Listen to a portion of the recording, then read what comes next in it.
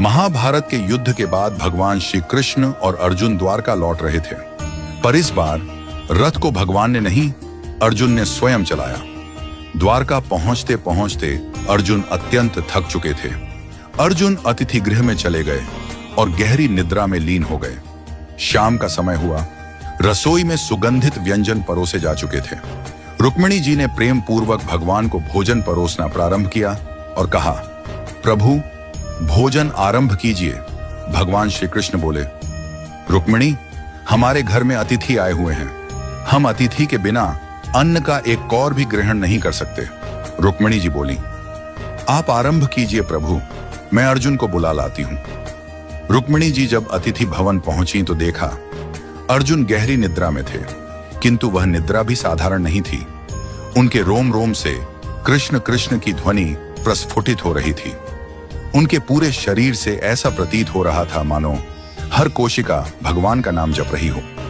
रुक्मिणी जी उन्हें जगाना भूल गईं। उनके नेत्र नम हो गए। वह वहीं खड़ी हो गईं और मंद मंद स्वर में ताली बजाने लगी, जैसे किसी हरि कथा में प्रेम से भीगी भक्तिन हो।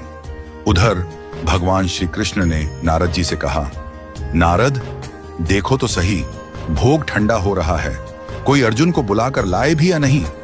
नारद जी तुरंत वीणा लेकर अतिथि भवन पहुंचे। उन्होंने वहां का दृश्य देखा तो स्तब्ध रह गए। अर्जुन का रोम रोम कीर्तन कर रहा था। रुक्मिणी जी ताली बजा रही थी। नारद जी को दिव्य प्रेम का साक्षात्कार हुआ। वे भी अर्जुन को जगाना भूल गए और वहीं बैठकर अपनी वीणा पर गोविंद गोविंद का मधुर कीर्तन करने लगे।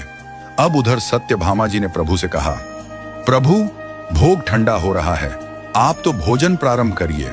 भगवान बोले, हम अतिथि के बिना अन्न ग्रहण नहीं करते, अब तुम ही जाकर देखो क्या हो रहा है। सत्यभामा जी वहां पहुंची और वहां का दृश्य देखकर मोहित हो गईं। एक ओर अर्जुन का निष्कलंक भक्ति रस, दूसरी ओर रुक्मिणी जी की तालियां, तीसरी ओर नारद की वीणा, तो सत्यभामा जी भी नृत्य करने लगी। उनका मन उस भाव में इतना डूब गया कि वह भी अर्जुन को जगाना भूल गईं। उधर भगवान बोले, सब कहते हैं भोग ठंडा हो रहा है, पर कोई हमें बुलाने वाला नहीं। लगता है मुझे स्वयं चलकर देखना पड़ेगा कि वहां ऐसा क्या हो रहा है जिसमें सब हमें ही भूल गए हैं। भगवान श्री कृष्ण वहां पहुंचे और जो दृश्य देखा वह अद्भुत था।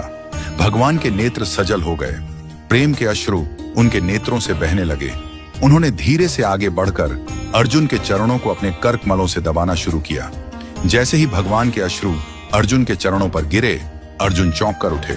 वो बोले, प्रभु, यह आप क्या कर रहे हैं? आप मेरे चरण दबा रहे हैं।